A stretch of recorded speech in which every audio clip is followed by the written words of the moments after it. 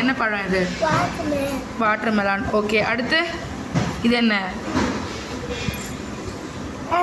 Orange. Okay, இது